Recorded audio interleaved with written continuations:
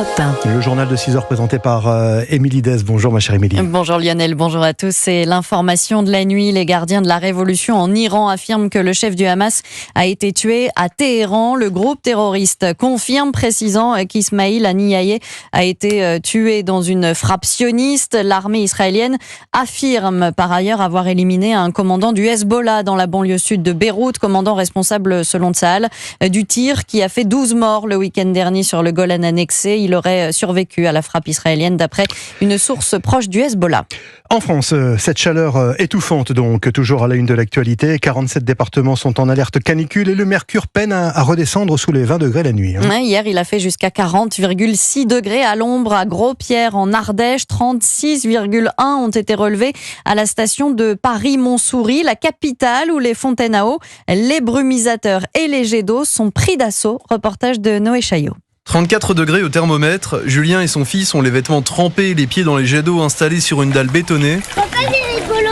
Bah oui, c'est rigolo. Quand il fait chaud, il vaut mieux qu'il soit dehors et un peu mouillé qu'à la maison enfermé à l'ombre, quoi. Au milieu de toute cette eau découle une forme de convivialité, se réjouit Marie, parisienne de 50 ans. Les touristes s'arrêtent, prennent des photos dans les brumisateurs, etc.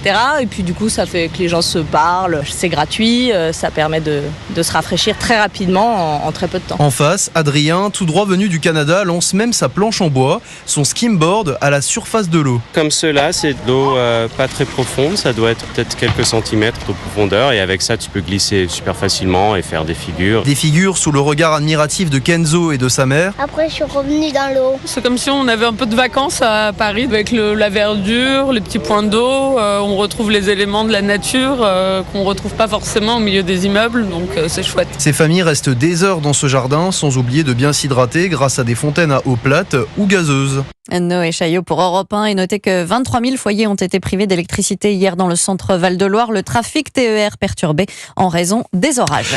Après la pluie de médailles décrochées par la France lundi, la journée a été plus calme hier aux Jeux Olympiques. Mais seulement 2 médailles ajoutées au compteur qui en compte désormais 18. La France est 4e, doublée par la Chine et l'Australie. La journée d'hier ne restera pas dans les annales. Martin Lange.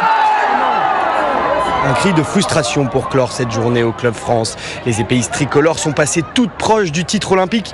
Une touche, une minuscule touche. À la mort subite, c'est la lumière verte de l'Italienne qui s'est allumée. Terrible pour la Française Oriane Malo-Breton. L'ambiance a été incroyable, ça se joue à rien, c'est comme ça. Je suis dégoûtée, mais c'est comme ça, ouais. Comme samedi dernier en individuel, la Lyonnaise doit se contenter de la médaille d'argent. Mais ses coéquipières, Coraline Vitalis en tête, lui rappellent très vite la valeur de cette médaille. Malheureusement, on n'a pas la médaille d'or au bout, mais c'est pas grave. Cette médaille a une histoire. On a eu une saison très compliquée et si on nous avait dit qu'on finirait 2e au JO, on aurait signé. Un peu plus tôt dans l'après-midi, c'est la judokate Clarisse Agbenienou qui a glané une médaille de bronze.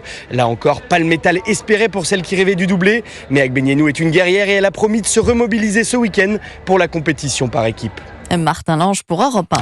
Il est l'homme à suivre aujourd'hui. C'est le nageur Léon Marchand qui espère décrocher 2 médailles d'or. Un pari fou après son titre de champion olympique dimanche en 400 mètres 4 nages. Léon Marchand aura moins de 2 heures entre ses 2 finales ce soir en 200 mètres papillon et 200 mètres brasse. 114 minutes entre 20h37 et 22h31. À surveiller aussi Maxime Grousset engagé en 100 mètres nage libre. Le Français double médaillé mondial. Et puis une bonne nouvelle, les épreuves de triathlon auront bien lieu ce matin. Les résultats des dernières analyses de la Seine ont été jugés conformes.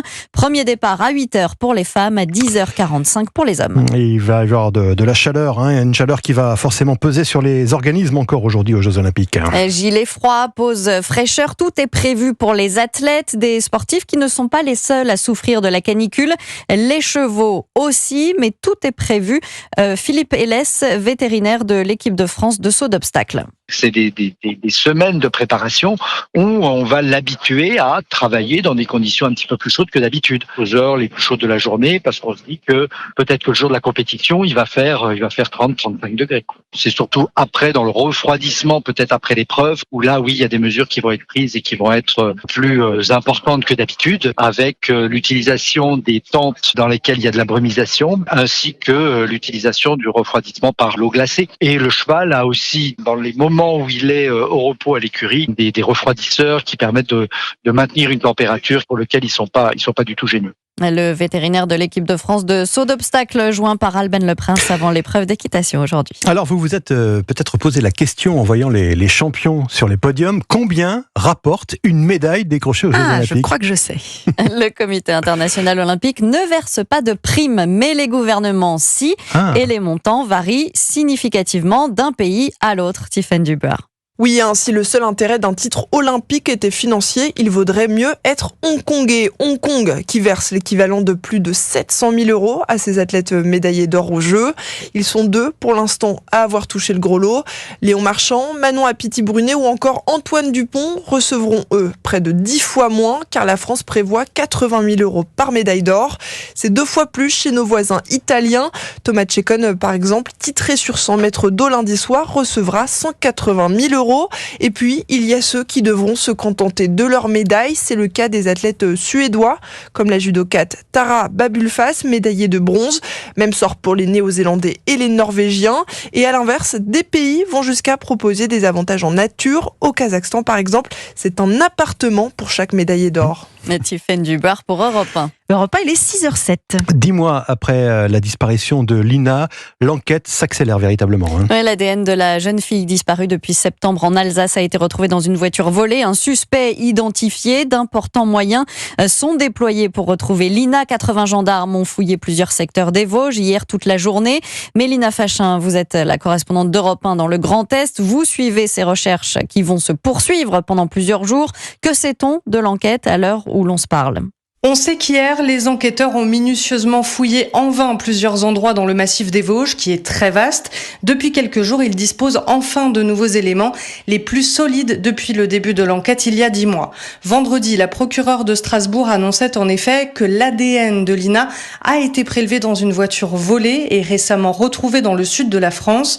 Ce véhicule avait été repéré près du lieu de la disparition de la jeune fille le 23 septembre dernier. L'homme au volant se serait suicidé il y a une vingtaine de jours à son domicile de Besançon après la saisie de son véhicule. Alors maintenant, pour les enquêteurs, l'idée c'est de retracer le parcours de ce suspect numéro 1 le jour de la disparition de Lina, en partant de la route départementale où l'adolescente a été aperçue pour la dernière fois près de son village de Plaine, jusqu'à l'endroit où cette voiture a été géolocalisée dans les Vosges. Les recherches vont reprendre dès ce matin et dureront, s'il le faut, plusieurs jours. Mélina Fachin, correspondante d'Europe 1 dans le Grand Est. À l'étranger, au Royaume-Uni, de violents affrontements ont éclaté hier soir au nord de Liverpool, au lendemain de l'attaque au couteau qui a fait finalement 3 morts. 3 petites filles tuées alors qu'elles assistaient à un cours de danse autour de la musique de Taylor Swift. Les manifestants ont allumé des feux et affronté les forces de l'ordre. L'auteur présumé de l'attaque au couteau, un adolescent de 17 ans, est actuellement entendu par la police qui écarte à ce stade la piste terroriste. Et puis toute autre chose maintenant, comment égayer le trajet des voyageurs en bus ? Eh bien la RATP à Paris, on peut le dire, a une idée pour le moins originale. Et des pros du stand-up ont été appelés pour coacher les chauffeurs de bus. L'idée est de rendre les annonces plus fluides.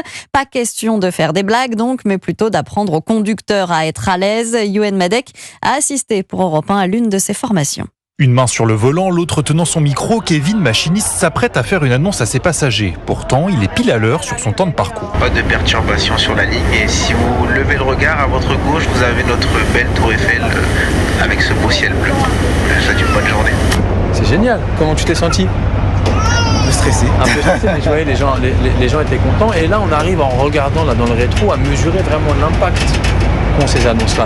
JC est humoriste, il coach le machiniste sur tout le trajet pour l'encourager à mieux communiquer. On essaie de dynamiser un peu plus, de le rassurer, de l'accompagner, parce que prendre la parole, ça fait peur parfois. Choisis, Tolbiac. Là, je vois devant moi que l'arrêt est blindé.